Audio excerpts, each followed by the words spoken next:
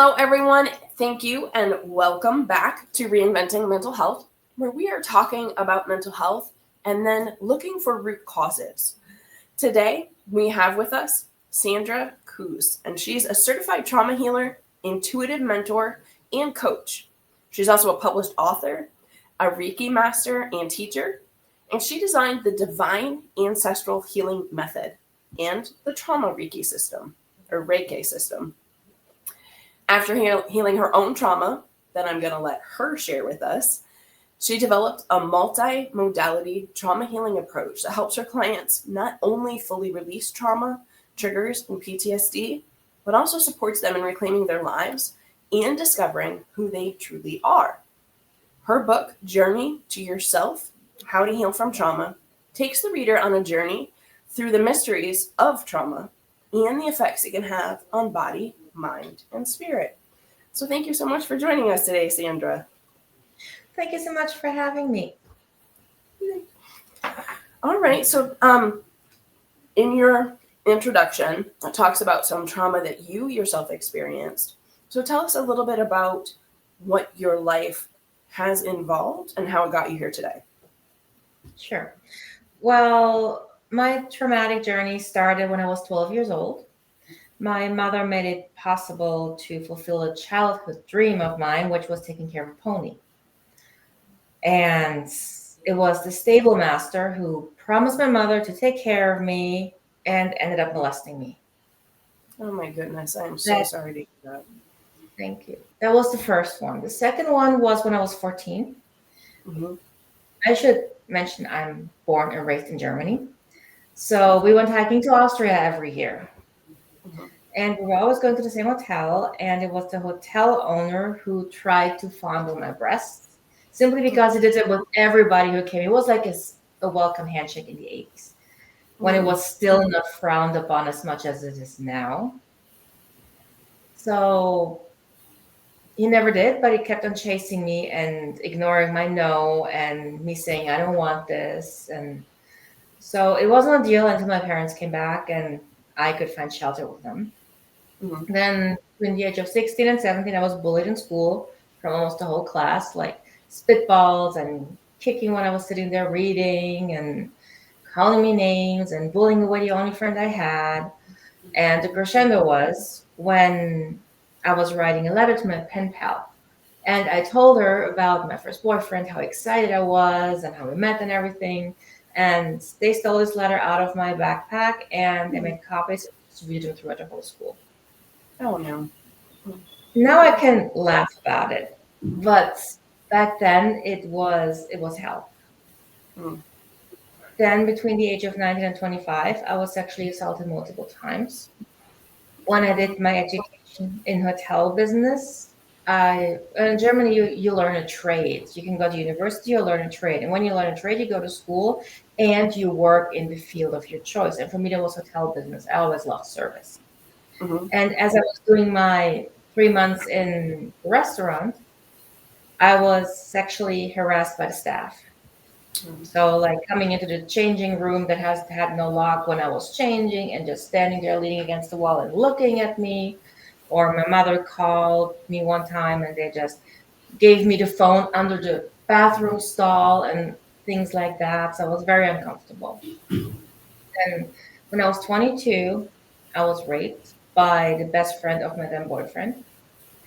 When I went to my boyfriend and told him about it, he said, well, he's my best friend. I'm not going to do anything about it. So that was the end of that relationship. Mm-hmm. After all that, I went to see a psychologist because I didn't like the person I had become. Mm-hmm. And so after our intake session, where I was basically telling him everything that happened, he flat out told me, well, I believe you already went through it all. What am I supposed to do? So he was not trauma informed, which means only because I didn't sit there crying my eyes out, just had it suppressed so much that I could talk about it, he thought that there was nothing he could do. That's when I hit rock bottom. And that's when I had two choices. I could stay at rock bottom and go down a very dark path, or I could climb back out. We're talking, so I climbed back out. What did that process look like for you? Because that's so many instances of your body's safety not being intact. Well, for me, the first thing that I did for self-preservation was gaining weight, because Okay. everything that happened was when I was thin. So, Mhm. and I just wanted to be invisible. And so my Well, body we protected hear me that a by, lot. yeah, Yeah, we hear that a lot with women who have, either actually been molested or raped, or who've been in situations where they felt unsafe with their body.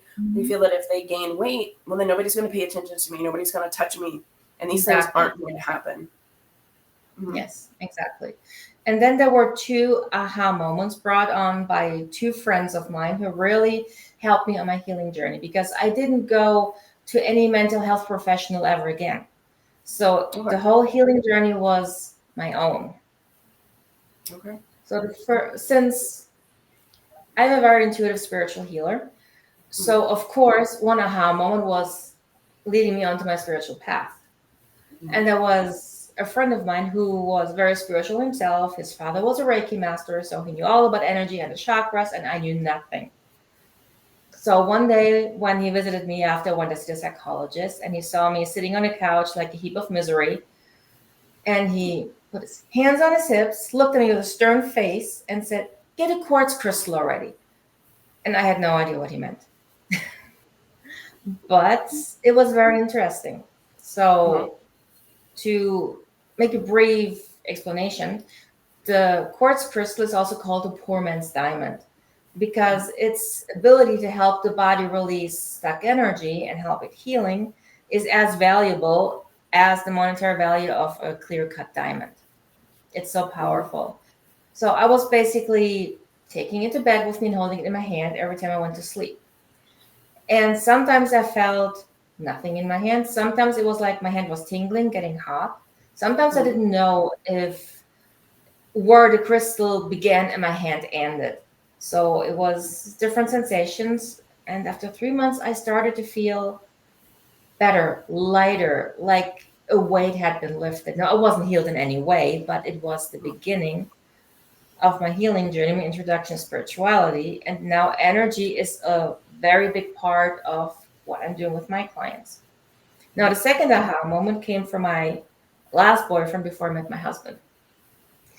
He told me that as he broke up with me, he told me that he had been married to a woman with mental issues and he didn't want to be dating one. Now, he said it as a fact, not mean or anything. And I'm Mhm. so grateful he did, because for the first time, I actually looked at myself and looked at all the relationships I had, and I realized that I was sabotaging each and every one of them. And that helped me understand that trauma healing is an inside job Mhm. about self reflection and understanding how we behave, understanding limiting beliefs, and really digging it up and letting it out. Mhm. Yeah. So much of the trauma healing journey we end up doing on our own, because even when we're working with trauma informed therapists, they're not really doing the work for you. They're just guiding you down the path, you know? Exactly. Um, and we really are very resilient. We can bounce back no matter what has occurred with us. We've worked with soldiers who've been through multiple explosions, um, police officers that have worked on murder cases, and then we've worked on lots of women who have domestic violence or, molestation from when they were a child, things like that. But we all Yeah, have the ability to heal and to bounce back and to realize those things that happened to us don't define us. They were it's just a very true. moment. Yes, very true. And what we forget as trauma survivors is that we're not weak. Hmm. What we've been through is horrific, and we're still here. It Right. takes so much strength, so much willpower. And I always remind my clients about that, how strong they actually are. Hmm. We have so many people that when they initially come to us, they have been holding on to the fact that they are a victim, and this is their identity. Yes. So, how do you help people get past holding on to that identity? Well, people who come to me, they're looking for change. So they're already in the space. I will do anything to get rid of the trauma. So I have it a little easier. They're already ready to do whatever it takes. Mm-hmm. And I get them out of the victim mode by helping them see their trauma from a different perspective. So I help them to get distance. I use a modality called traumatic incident reduction, or TIR, the most amazing modality no one has ever heard of. It was created in the 80s and about the same time as EMDR. Now, EMDR got all the funding, TIR got nothing. So that's why no one has ever heard of it. Mm-hmm. It's a little Tell us a little about it. Sorry? Tell us a little bit about it, because I have heard of EMDR, but I've never heard of this. Right. Well, TIR is a little bit like coaching in terms of questions. So it's a modality that's specifically designed for very deep trauma and PTSD. Mm-hmm. So it really helps to fully heal PTSD, which not many modalities these days do. Even with EMDR, it's a hit or miss if the trigger is really gone. Now in TIR, we're trained to see in the face if they relax or if the trigger is still there. Okay. So that's the training that we get. And it's, in the beginning, we do exploration. So we decide on a topic, on an incident, and we just talk about it for like briefly what's going on, like people around it and everything that happens. So we get a baseline. Then comes the unblocking, which is a series of 20 questions.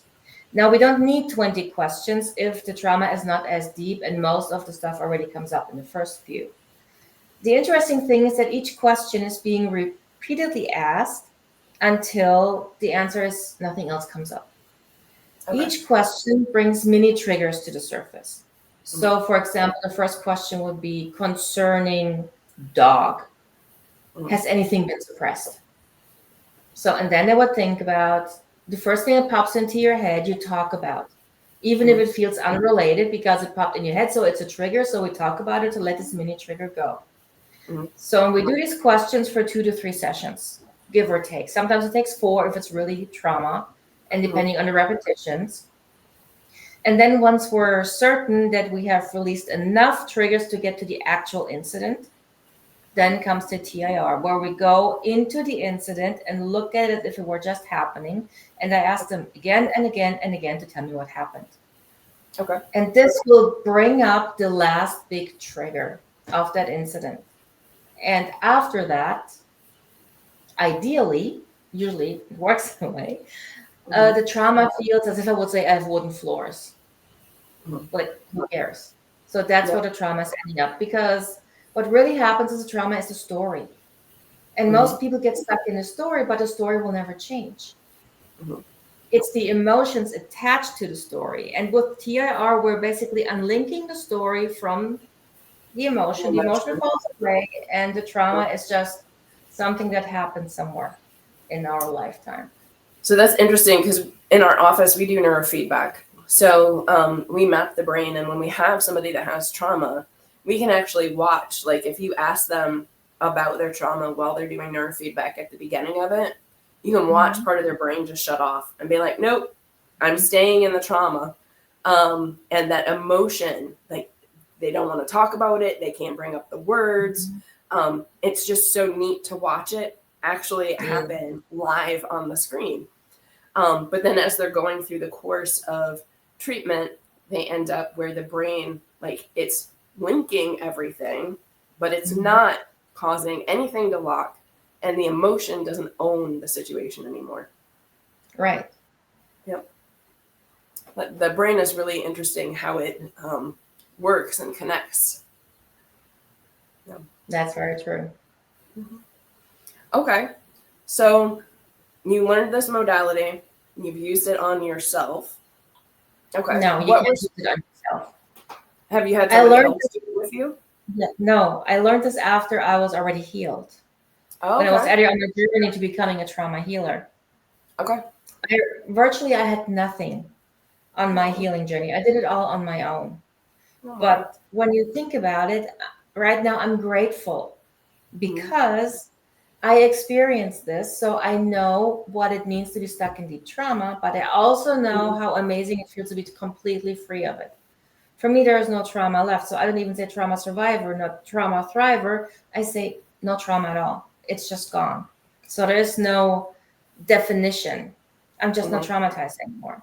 So, and I know both sides. So I can be the rock for my clients because A, I do not get triggered by their stories, which means they can feel really safe to really let go and really immerse themselves in their healing, knowing I can take it. I've heard from former clients where they went to counseling, therapy, and they triggered a therapist so much the therapist had to stop the session. And then they asked me, well, if my therapist cannot handle my story, how am I supposed to? Well, right. Yeah. So, and Yeah. that's why they will feel safe because I've done all the work.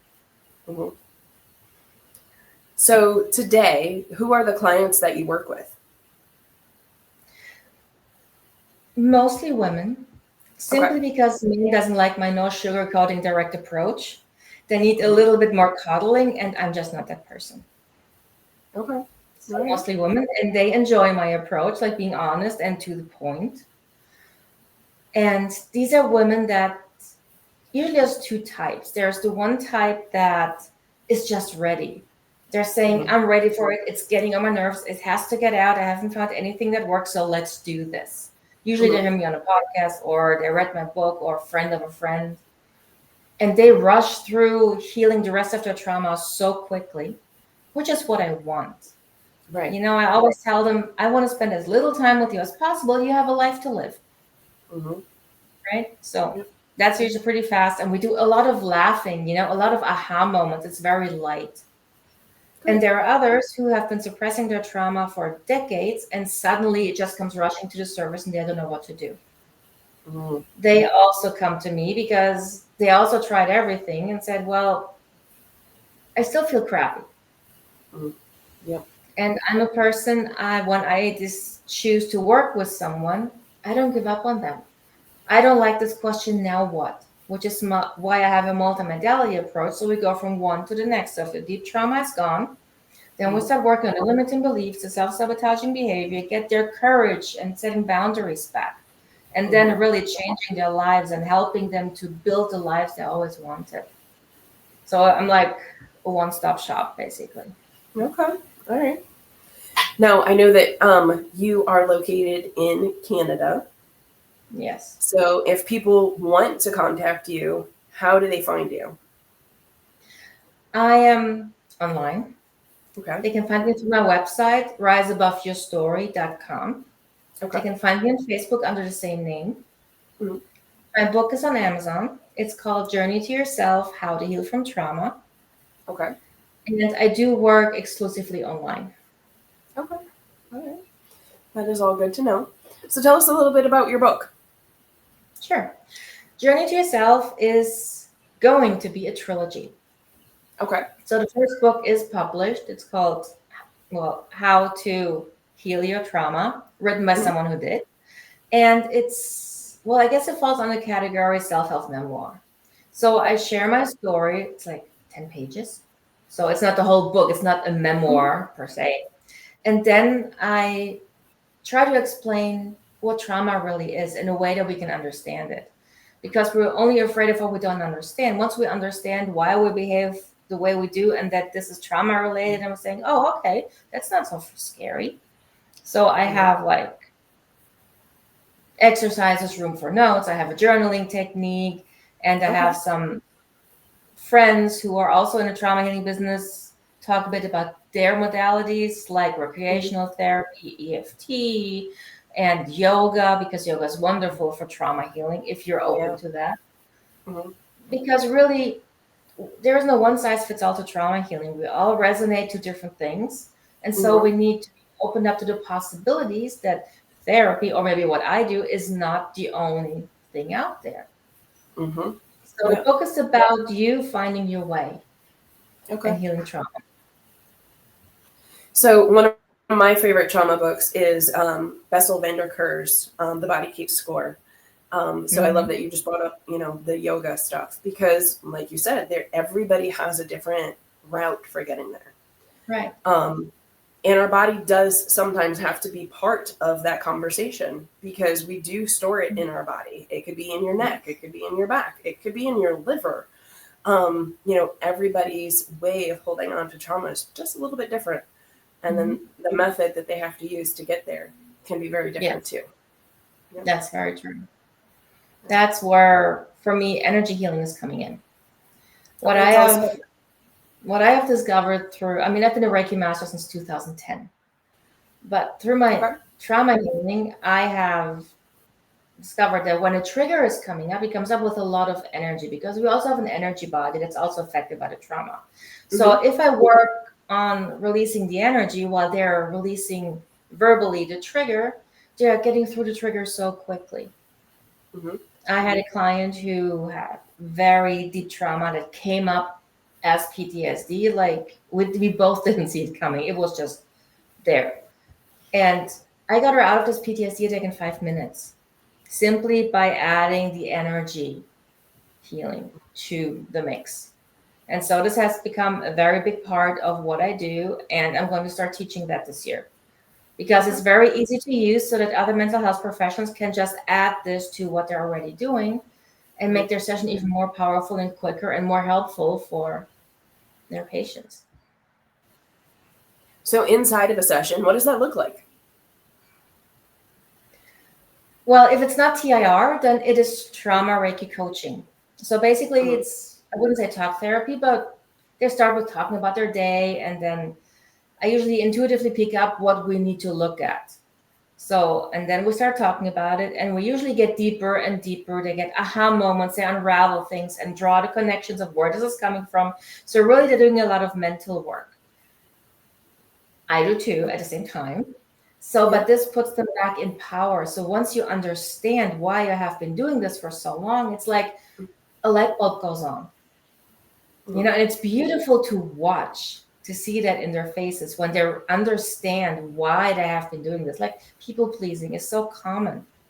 From childhood, when you're only being like rewarded when you're helping or something, and parents don't even realize that they're doing that. Yeah. We see that.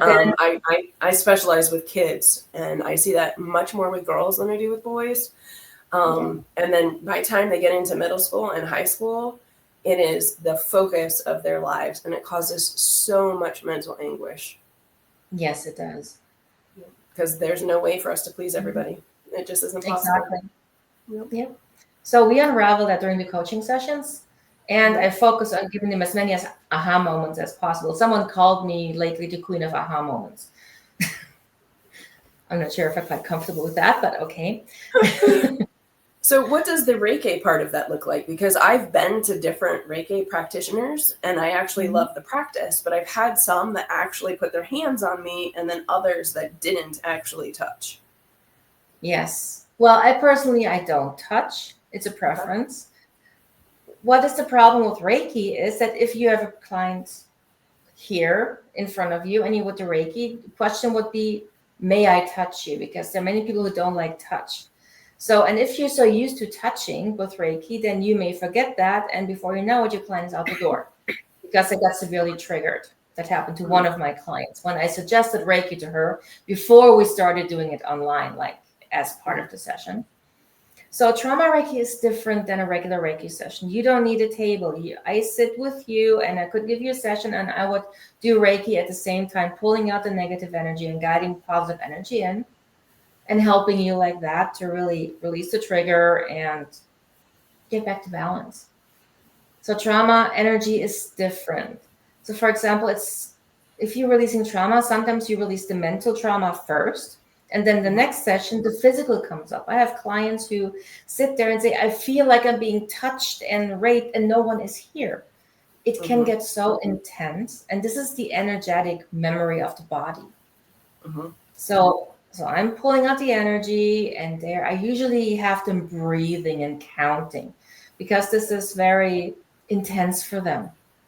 Of course, you sit in your chair and you feel like you're being raped and no one is here. Oh, that's you're like right back there. So I pull out the energy and I have them focus on their breathing. So the Reiki system that I do can be incorporated into any kind of modality because you do it automatically. Okay. So, and this will help to release the trigger and let them Mhm. get back to balance. Okay. All right. So, without sharing any names, can you tell us of one client where you had a huge success? Yes. There was one client who used to always throw up. That's how she released triggers. Mm-hmm. Yeah, it was very stressful for both of us. And one time there was an issue where she couldn't talk. It Mm. was a story where she was a little child, was getting her tonsils out, and she couldn't speak, and she Mm-hmm. was terrified of syringes, Okay. which went back to a moment with a dentist, where the dentist used this huge syringe, like in the 70s, like the big Mm-hmm. metal ones. And yes, and she Yep. was a little child, and it was painful. And so those were connected. Sometimes traumas are connected because Oh. there's a similarity. Yes, and we were working on the dentist, and all of a sudden she said she couldn't talk for 20 minutes. So Mm. I was pulling out energy, and she was writing down what she saw so I could help her work through.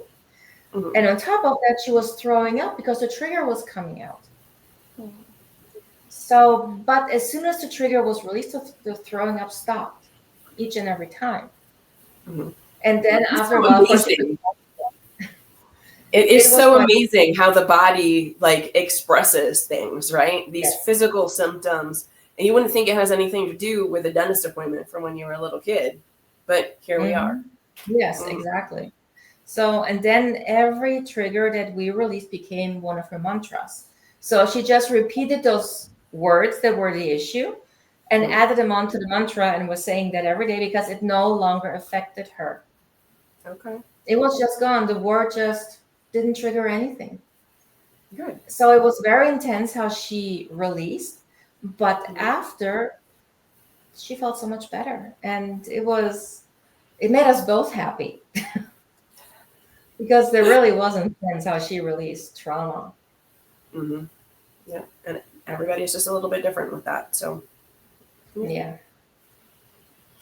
Okay. Well, is there anything that you want to share with our listeners that I haven't asked you about? Well, I always like to say that trauma is not a life sentence. Mm-hmm. I found a way to heal, and so can you. Mm-hmm. So stop putting yourself in this box and let trauma rule your life. Stop creating your life around the trauma and kick it out. A life without trauma is so amazing, but you Mm-hmm. will not know that until you've actually done the work and healed. Right. And that's so powerful. I love that. Thank you. All right. Well, thank you, Sandra, for joining us today. And for our listeners, thank you so much for tuning in. Please make sure that you like, subscribe, and follow so you know when our next episode comes out.